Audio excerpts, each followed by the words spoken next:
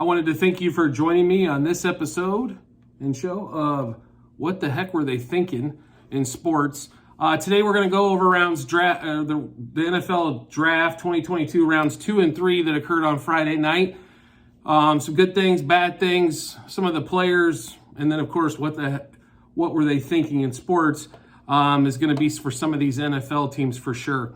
So as we start off the NFL Draft round 2, Tampa Bay led off the draft for the night. Really solid player with Logan Hall, defensive end, with all the needs that they have currently on the defensive line. Great pick for Tampa Bay, and trading back and grabbing additional picks. The second pick, obviously, we were waiting on Green Bay to draft a receiver. It looks like it finally occurred, and not only that, it looks like they've got a pretty strong one. A lot of the NFL scouts really like Christian Watson from North Dakota State. Only issue is Aaron Rodgers never had a rookie receiver catch over 38 balls from him in a season. Not only that, coming from a small school, even though North Dakota State's a powerhouse in 1AA, it can be, a big learning curve for Christian Watson in that case. But solid pick for them there. The Titans then come back and they get a corner from Auburn, Roger McCreary, who played really well SEC football from Auburn. Solid pick in the defensive backfield for them as they need help there. The Jets, with their fourth pick in the top 40, add probably the best running back in the draft, Breece Hall from Iowa State, to go with Michael Carter, who they drafted last year in the fourth round. I don't know about you, but the Jets are starting to remind me of the 49ers East with Saleh at head coach. Another fantastic running back for them to add. He's great out of the backfield catching the ball as well. Seems to me they're building quite a foundation for Zach Wilson to have plenty of weapons to definitely move the ball down the field. Zach had some great moments in 2021, and then he had a lot of not so great moments. Probably a few more of those than he cared to have. But as the learning curve goes, no talent around you, it's really hard to make anything look good. Now in 2022, by adding Breece Hall, they're definitely adding that. Then the Houston Texans, who still can't figure out what they're trying to do as a team. Another defensive back from Baylor, Jalen Pitre. Solid player, no question about it. Good second-round pick. Maybe not necessarily for the Texans, who definitely need offensive line and defensive line help, along with weapons, and to grab another corner. The Falcons finally decided to wake up and get away from, I'm going to take a receiver every round, and go with the edge rusher, Ebitike from Penn State. Good motor, definitely can rush the passer. I mean, once you get into probably the past, once you get past the first 10, 15 picks, they're all going to have like small nitpicking issues. You could go after every player, sometimes take some plays off, but overall, good player. Then the Bears go after another corner from Washington Huskies and Kyler Gordon. They need all the help they can possibly get when it comes to the defensive backfield and offensive line help. Extremely bad on the offensive line last year. If they plan on protecting Justin Fields, I definitely think an offensive line might have helped there a little bit, but they also needed corner help. The Seahawks then go after need pass rush, obviously, right? Lost Bobby Wagner, lost Russell Wilson, haven't had a pass rush in 4 years anyway, since the Legion of Boom. And they come back and get Boye Mafe, edge rusher from Minnesota. Not huge stats, but he does test well, and he should be able to rush the passer in the NFL. Limited typically, maybe one, maybe two moves. He's going to definitely have to improve there, but overall, good player. And then the Seahawks, with their second pick in the second round, come back with Kenneth Walker III. I'm not exactly sure why another running back. I understand the injuries that they've had with Rashad Penny, with Chris Carson. Those guys can't seem to stay healthy. It's hard to stay healthy as a running back. So putting Kenneth Walker III, probably the best pure running back in the draft. Definitely not the best pass catcher out of the backfield, but running style should fit well with Seattle. You might need some offensive line there to help Mr. Seahawks to kind of help that running game out. When it comes to the running game, offensive line makes the deal. So if the offensive line's not strong, it doesn't matter if your running back's the best in the industry or not. he's still not going to rush for a lot of yards. Let's ask Zeke Elliott how he feels about a fantastic offensive line versus one that's average, maybe slightly above or slightly below average. Then the Vikings come back with the 10th pick in the second round. Andrew Booth, a corner out of Clemson, who would have been probably first round for sure, if not for the sports hernia injury. Really good corner, good solid pick for the Vikings as they went safety in the first round and now corner to help build that defensive backfield. I still think they could use pass rusher here, but nothing wrong with shoring up your defensive backfield. Then the Giants come back. They have 37 receivers already, but decided that it's time to screw up the draft a little bit and take another receiver with Wan'Dale Robinson. Good special team skills. A little high for me in the second round. They didn't really need a wideout with all the wideouts that they currently have, but building for the future, not too bad. Now the Houston Texans finally make a solid pick, in my opinion, at 12th pick in the second round with John Mechie III. Mechie would have been a top 15 pick all day long if he didn't get hurt in the SEC title game going against Georgia. Him and Jamison Williams were obviously two studs for Bryce Young this year with the Crimson Tide. Fantastic pick for the Texans. Might be one of the few picks that they had that actually made some sense to me. They need weapons. You've got Brandon Cooks, and who else do you have? Not much else to choose from. Then the Baltimore Ravens continue their dominance in the draft. Taking edge rusher from Michigan, David Ajobi. Would have been top 10, top 15 in the first round without the Achilles injury that happened during Pro Day. I thought, I didn't know injuries could even happen during Pro Day, but blew his Achilles out during that time. Might be a redshirt situation where he sits out the whole year, but definitely great pickup by Baltimore. He's going to fit into there really well as an edge rusher for them. We just might not see him until 2023. The Lions come back with the defensive end needing line help as well, with Joshua Pascal from the Kentucky defensive end. Solid against the run, solid against the pass. Definitely somebody they can put in the rotation there. Then we sneak down another pick here to the Commanders. And with that defensive line that they currently had, now last year I understand was a little bit of an aberration. They were not strong against run or pass because the defensive line was hurt. Chase Young's out, who's their premier pass rusher. And the rest of the defensive line didn't order up to snuff, but they go for Mathis, a defensive tackle out of Alabama, who's a big boy, can take on multiple blockers and open up for the rest of that defense.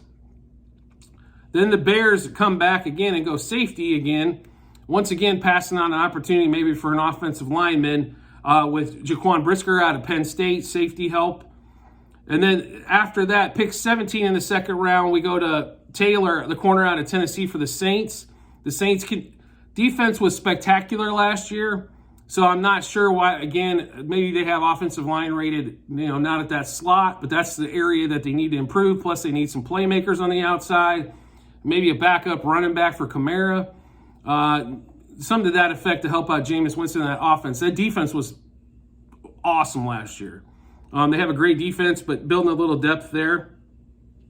And then the Patriots finally get a wide receiver who they probably could have took this guy in the first round. Been a little bit Thornton from Baylor. Definitely got some speed outside. Tall, good kid, can catch the ball. Definitely somebody to watch out for there that can help them along the road. The Eagles continue their fantastic draft. Kelsey's about to retire. Jason is here probably, if not this year, the year after. So picking up Cam Jurgens, the center out of Nebraska. I don't understand why the Bears didn't pick this up, or even the Saints didn't pick up Jurgens, but great player there. The Steelers go with, at the 20th pick in the second round, George Pickens. Very tall, catches a lot of contested balls. Unfortunately, George's been hurt the last couple of years, so we haven't seen a lot of things from him. He came back, national title game against Alabama, had some good catches in that game, but definitely wasn't up to 100% at that point. The Colts, going with the All Monstars team from Space Jam, that everybody has to be 12 foot tall, went after Alec Pierce out of Cincinnati. Watched a lot of Cincinnati games last year with Desmond Ritter, and Pierce was definitely his favorite target. Tall, contested catches, mainly outside receiver, but with him and Pittman, now you have two tall receivers that Matt Ryan's going to have an easy time throwing the ball to. Then the Chiefs come back for a little speedster out of Western Michigan at Sky Moore. Being a Chiefs fan, obviously we want to see some sort of replacement for Tyreek Hill. Is he as fast as Tyreek? Nobody is. So, you're going to not get everything back with him. But Sky Moore is an excellent pickup for the Chiefs. Add him with Hardman, Juju Schuster, MVS. That receiving core is looking really strong and has a lot of depth. Not so just top heavy where it was basically one receiver and Travis Kelce. Now we've got multiple targets for Mahomes to hit. The Cardinals come back and once again FUBAR the second round with Trey McBride, tight end at Colorado State. Here's the one positive about Trey McBride. Best overall tight end in the draft, no question. Played for a shitty team. So they didn't get a lot of wins. He didn't get a ton of stats. He didn't get in the end zone. I think he got in the end zone one time last year. So the stats probably aren't going to blow you away for Trey McBride. But is the best tight end in the draft, though. Combo blocker, can play on the line, can go out, can go down the field, great hands. But why the hell do the Smurfs need Trey McBride when they have Zach Ertz and Max Williams? And not only that, drafting him in the second round. Does this team realize that they lost Chandler Jones? I'm just curious. I don't know if they're aware that Chandler Jones is no longer playing for them. And, they don't need an edge rusher. So, especially when an edge rusher is taken right behind him, Sam Williams, edge rusher from Mississippi, going to the Cowboys. I don't understand why we take Trey McBride in this spot. For what? Max Williams on a one-year deal. I understand that. You just signed Zach Ertz to a long-term deal. So you're telling me now with Kyler Murray we're going to run a two-tight offense in the air raid with... No, they're not. So completely do not understand this pick. The Smurfs once again decide to screw this completely up. I'm at a loss for words on that one. Getting back to 25th pick in the second round was Tampa Bay. They add the center. They definitely needed some line help. Luke Gadecki out of Central Michigan. So nice pick for the Bucs with their second pick in the second round. The Falcons come back at a linebacker. They, in my opinion, added the wrong linebacker, but they did get Troy Anderson out of Montana State as linebacker to help solidify that defense. The Vikings come back with some offensive line help with Ed Ingram out of LSU. The Bengals added a secondary that they needed some secondary help. So Cam Taylor-Britt, corner out of Nebraska, is a good one there. Here's one that I can't believe dropped to the 49ers at 61 with all the teams that need edge rushers. Drake Jackson, edge rusher out of USC, should have a fantastic career. And going at 61, definitely some teams missed on him earlier in the second round and could have had themselves an edge rusher. The Chiefs come back with the 62nd pick overall, 30th pick in the second round, Brian Cook, some more safety help. I think the Chiefs are kind of figuring they're going to get a defensive backfield by numbers, if anything else. But Brian Cook will fit into that. The Buffalo Bills, with the 31st pick in the second round at 63, go after James Cook, running back out of Georgia.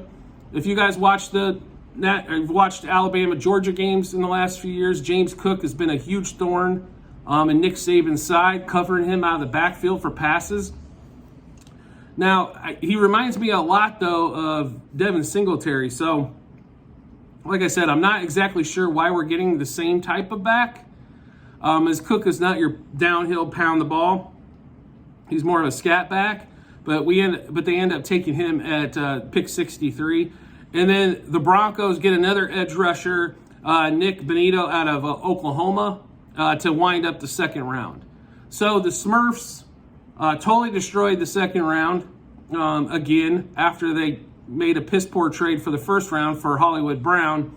Now they're going to, I guess, run a 3 tight end offense to go with their 4 short receivers.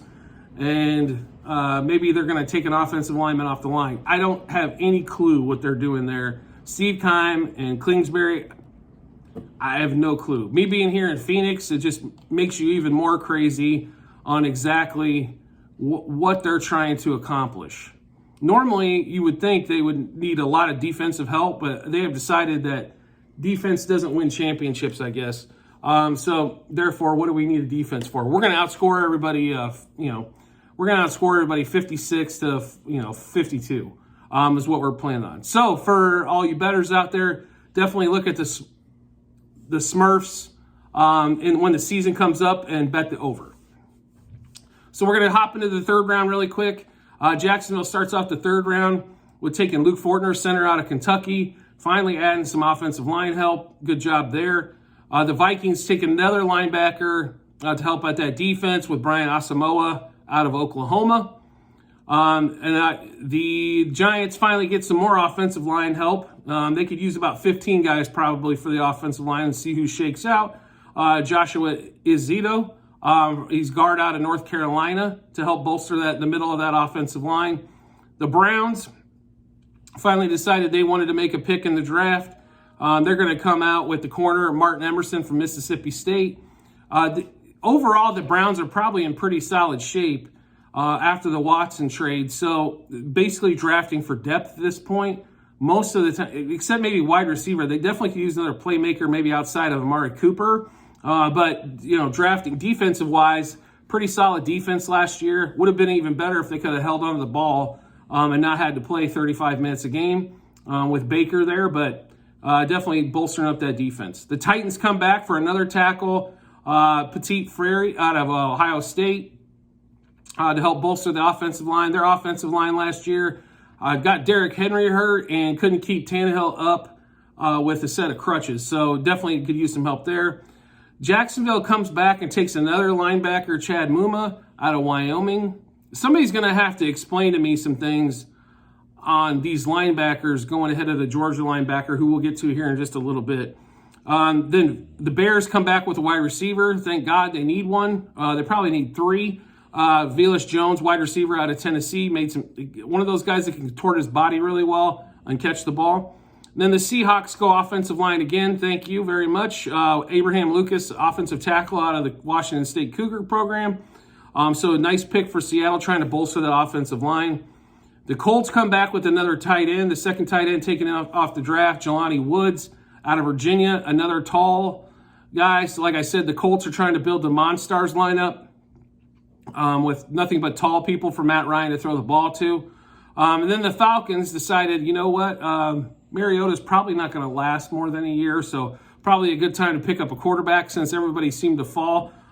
Desmond Ritter, quarterback out of Cincinnati.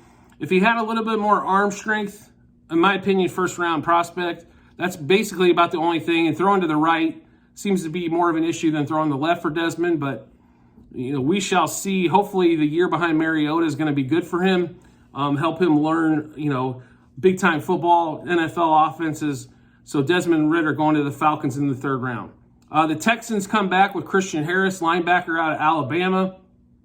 This one makes a lot more sense than the rest of their picks have so far, at least putting somebody in the front seven on the defensive side to help tackle the ball, as I think they gave up 9,000 points last year. So finally getting some defensive help there that's not secondary help. Then the Ravens, and this is once again where the Ravens, I think, absolutely stole this draft. When they're grading drafts, the Ravens should get an A+++. They pick up Travis Jones, defensive tackle out of Connecticut. If you watch ESPN at all, Mel Kiper, of course, all over Travis Jones. Fantastic defensive tackle. Pick him up in the third round to help bolster that defense that was getting shredded last year. That defense has been great for a lot of years. Eventually, it's going to happen. But they did get shredded a little bit, especially in the run last year. So definitely a big help getting Travis Jones out of Connecticut. The Colts come back. Finally, they draft an offensive tackle for some depth with Bernard Raymond, tackle out of Central Michigan. The Browns then decide to add a defensive end to help with the line. Alex Wright out of UAB. Nice little pickup for them there. The Chargers, who can't really decide on what they're doing besides we have Justin Herbert, and that should be enough, decided to come back with J.T. Woods, safety out of Baylor. Good defensive player. Is he going to be a Pro Bowler? Probably not. And then Greg Dulcich, tight end out of UCLA, going to the Broncos. Needing to make up for Noah Fant being traded. So definitely needing some tight end help there. The Giants then come back with another corner with Cordell Flott, corner out of cornerback U, LSU. Going to play corner for the Giants, adding some depth there as well. The Falcons finally have woken up, folks. So they go for they get an edge rusher out of Western Kentucky, D'Angelo Malone. So a nice pickup by the Falcons there. Then the Eagles finally get, in my opinion, a first-round talent, and they get him at 83 to go with the rest of their fantastic draft. The Kobe Dean, the best linebacker in college football last year. And just because he didn't measure out correctly, he drops from top 20 to 83rd. The linebacker out of Georgia. Great job, Eagles. Sometimes you have just look at football players, and the Eagles definitely looked at football players this year. Obviously, trading for A.J. Brown was huge. Of course, there was a chunk of money to do it as well. But when you really look at it, they gave up a first-round flyer on a wide receiver they were going to take anyway, and you get somebody proven like A.J. Brown. And then they get a defensive tackle out of Georgia in the first round as well. And then they come back with the linebacker in Georgia. Maybe not the fastest guy on the earth, but he's definitely got the best instincts of any linebacker out there. So it makes up for his speed. His football speed is fast. Maybe his 40 time and his arms aren't as where the NFL scouts would like it to be, but a great pickup for them. The Steelers come back. They definitely needed defensive help. They need offensive line, defensive line help. They got a defensive tackle at Texas A&M, DeMarvin Leal. They got shredded on the ground last year. That is not Pittsburgh Steelers football at all. They have T.J. Watt, of course, to rush the passer, but they normally never struggle against the run, and that was definitely a deal last year. The Patriots then add a corner. After J.C. Jackson leaving, they added Marcus Jones, corner out of Houston, to add to their stable of corners. And then the Titans finally decided that, well, maybe we'll make some good picks now. Malik Willis drops to the third round and drops to number 86 overall when it was heard he could go as high as 6 to the Panthers. So Malik Willis, quarterback out of Liberty, to back up Ryan Tannehill, as I believe Tannehill is on the last leg of his deal. So a good chance to sit for Malik Willis, learn, and then possibly be starting quarterback in 23. Then the Cardinals come back with a defensive end finally. Congratulations, Smurfs. Cameron Thomas, defensive end out of San Diego State. Finally, some defensive line help. Not a great pass rusher, but definitely some defensive line help to put in the mix. The Cowboys come back with the wide receiver out of South Alabama, Jalen Tolbert, just to add to the receiver room. Obviously, CeeDee Lamb's going to be the new number one. Michael Gallup just got the bag. So they definitely need some other receivers, as they lost Amari Cooper in a trade. And then they also lost the other goofball that went down to Miami, Cedric Wilson. Then the Bills come back with a linebacker, Terrell Bernard, linebacker out of Baylor. As you can see, there's a lot of Baylor defensive players coming off the board, as they were very strong as defensively last year. The Raiders, they have some needs, and they have them typically on the offensive and defensive line. And then they decided to not offer fifth years to basically everybody they drafted, 4 years ago. They didn't offer a fifth year to Josh Jacobs, the running back, Colin Farrell, the defensive end, defensive tackle, and then Jonathan Abrams, who they said was going to be the biggest hitter in football.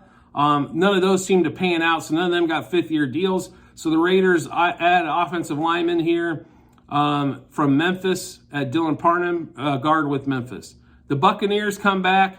They add Rachaad White to the running back stable. Fournette, don't know if he's going to be around forever. Ronald Jones is gone, so definitely need another running back. Nice pick for the Bucs. The Packers come back with Sean Ryan, offensive lineman out of UCLA. They needed offensive line help. They needed wide receiver help. They needed a little bit on the defense. So a nice pick for the Packers. Then the 49ers, the 29th pick in the third round, get Tyron Davis-Price, running back out of LSU. Solid year. LSU was nothing to really write home about last year, so probably didn't see a lot of him. The Panthers then take themselves out of the Baker Mayfield sweepstakes, if you want to call it that. It's more like when is Baker Mayfield going to get cut? Quarterback out of Mississippi, Matt Corral. The big thing for Matt Corral is he's got good scramble ability, good legs, decent arm, threw the ball a lot. Obviously at Mississippi was kind of the do-it-all man. But let's see how he's going to do in the NFL. He's going to be backing up, Sam Darnold and whoever else they can find to play quarterback there. One of my favorite players was coming out of the draft, Sam Darnold, and the year he got drafted, thought he should have went 1 overall. Instead, the Browns decided to take Baker Mayfield for some godly unknown reason with no speed to basically avoid sacks, things of that nature. But Sam hasn't had it much better at all either. So another opportunity for Carolina to groom another quarterback in the system.